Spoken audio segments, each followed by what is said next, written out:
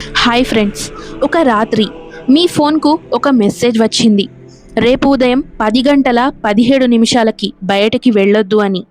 Number తెలియదు, profile photo లేదు, కానీ టైం మాత్రం ఖచ్చితంగా ఉంది.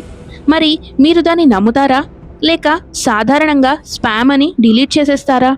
సైన్స్ ప్రకారం సమాచారం కాంతి వేగం కంటే వేగంగా ప్రయాణించదు, అది విశ్వ నియమం.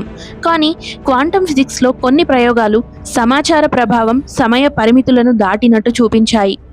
క్వాంటమ్ ఎంటాంగిల్మెంట్ అనే సిద్ధాంతం ప్రకారం రెండు కణాలు ఎంత దూరంలో ఉన్నా ఒకదాని మార్పు మరొక దానిపై వెంటనే ప్రభావం చూపుతుందట. ఇది పూర్తిగా టైం ట్రావెల్ కాదు, కానీ సమయం మనం అనుకున్నంత కఠినమైన గోడ కాదని సూచిస్తుంది.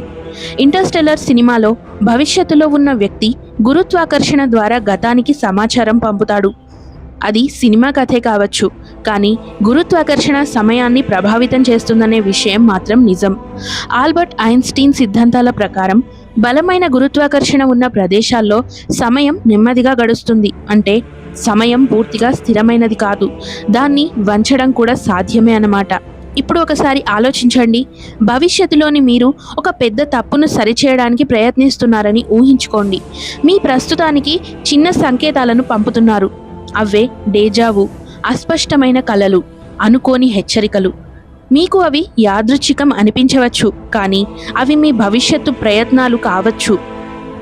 భవిష్యత్తు నుంచి నేరుగా మెసేజ్ రావడం ఇప్పటి వరకు నిరూపితం కాలేదు, కానీ సమయం గురించి మన అవగాహన కూడా ఇంకా పూర్తి కాలేదు.